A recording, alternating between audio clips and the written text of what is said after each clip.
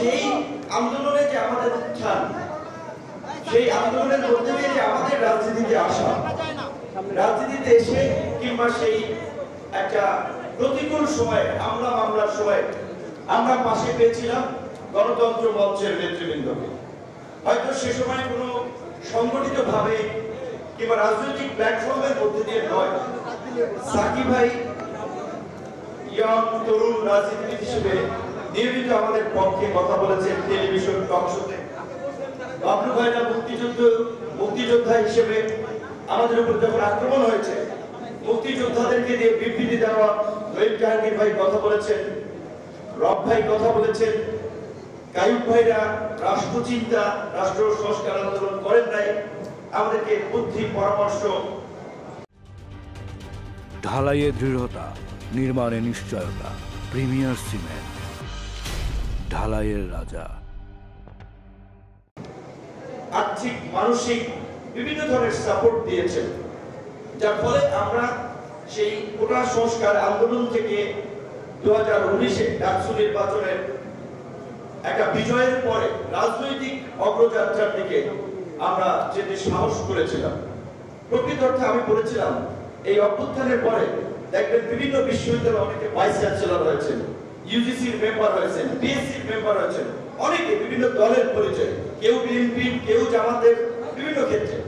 কিন্তু আমি গতকালকে সাকিব ভাইয়ের সোশ্যাল প্ল্যাটফর্মের একটি পোস্ট দেখছিলাম, 18 জুলাই ঢাকা বিশ্ববিদ্যালয়ের শিক্ষক নেটওয়ার্কের প্রোগ্রাম ছিল ছাত্রদের উপর আক্রমণের প্রতিবাদে।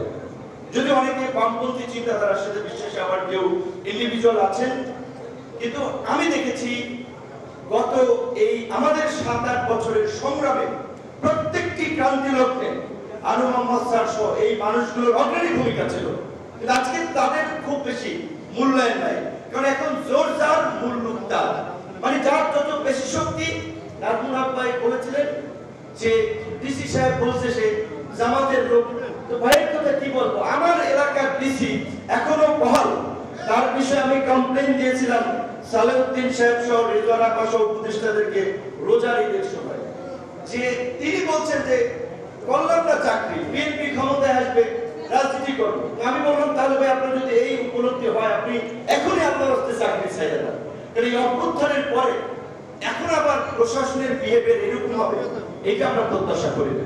তো প্রশাসনের কোনো চরিত্রের পরিবর্তন হয় নাই।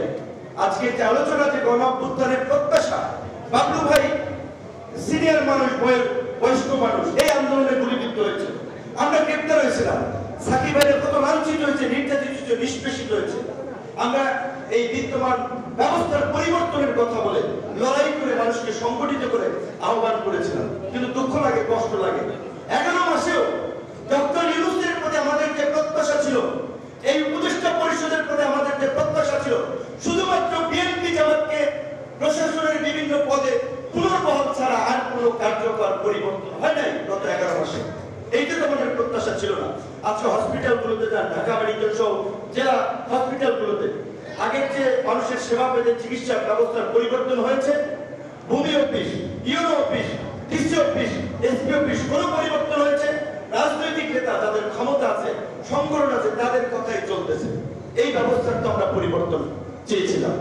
তো যে কারণে আজকে যে গণতান্ত্রিক উত্তরণের পথের কথা বলা হচ্ছে, আগামীতে নির্বাচন হবে, আমি মনে করি এখন যে যতটুকু পারি আমরা যে অনেকদিন ধরে একটা ভারসাম্যপূর্ণ সংসদের কথা বলছি, প্রধানমন্ত্রীর স্বৈরতান্ত্রিক এককেন্দ্রিক ক্ষমতার বিকেন্দ্রীকরণের 70 নম্বর অনুচ্ছেদের সংশোধন সহ বিভিন্ন পরিবর্তনের কথা বলছি, আজকে সময় এসেছে এই পরিবর্তন বাস্তবায়নে আমাদের ঐক্যবদ্ধভাবে কাজ করার। আমরা দেখতে পাচ্ছি ঐক্যমত্য কমিশনের যে আলোচনা হচ্ছে অনেক গুরুত্বপূর্ণ বিষয়ে, তাদেরও কার্যত ভূমিকা নেই। তারা গাছ ছাড়া ভাব, লাগাম ছাড়া ভাব ছেড়ে দিচ্ছে, আউজে ঐক্যমত্য তৈরি হচ্ছে না। কিন্তু কিছু কিছু মৌলিক সংস্কার প্রশ্নে আমাদেরকে একটা ঐক্যমতে পৌঁছাতে হবে। তার মধ্যে সংসদের দ্বিকক্ষ বিশিষ্ট সংসদের উচ্চ কক্ষে পিআর পদ্ধতিতে সব দলের প্রতিনিধিত্ব নিশ্চিত করা, আমি মনে করি এটাও যদি কিছুটা করা হয়, অন্তত কিছু ডিসেন্ট ভয়েস পার্লামেন্টে থাকবে। নাহলে তো পার্লামেন্ট আগের মতো হবে, প্রশাসন যেমনি ভাবে হচ্ছে। সর্বশেষ আমি যে কথাটি বলে শেষ করব, যে এইখানে যারা আছেন তাদের প্রত্যেকে সামাজিক রাজনৈতিকভাবে গুরুত্বপূর্ণ ব্যক্তিবর্গ। আমি বলবো আপনারা ডক্টর ইউনূসের সাথে বসেন, সরকারের উচ্চ পর্যায়ের নেতৃবৃন্দের সাথে এখনো বসে তাদেরকে স্মরণ করিয়ে দেন জাতি যে এক বুক আশা নিয়ে তাদের প্রতি একটা আনন্দ ভালোবাসা নিয়ে অভ্যুত্থানের পরে তাদেরকে দায়িত্ব দিয়েছিল 11 মাসে। যদি আপনি বলেন যে 10-এর মধ্যে তাদেরকে কত দিবেন, আমি 4-5 দেবো তাদেরকে। 4-5 দিলেও কষ্ট হয়, তারা ওইভাবে উত্তরণ করাতে পারেন না।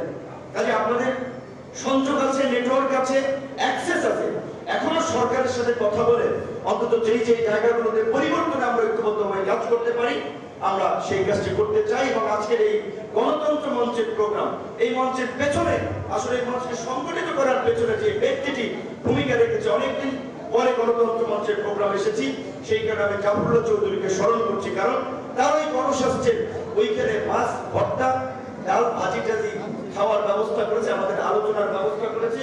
ওইখান থেকেই গণতন্ত্র মঞ্চ এই বাংলাদেশের সংকটপূর্ণ রাজনীতির সময় বিএনপি যখন রাজপথে ওইভাবে উত্তাপ ছড়াতে পারছে না, গণতন্ত্র মঞ্চের সীমিত সামর্থ্য নিয়ে গণতন্ত্র মঞ্চ আমরা রাজপথে উত্তাপ ছড়িয়েছি, এই গণতন্ত্রের প্রেক্ষাপট তৈরি করেছি। সবাইকে ধন্যবাদ।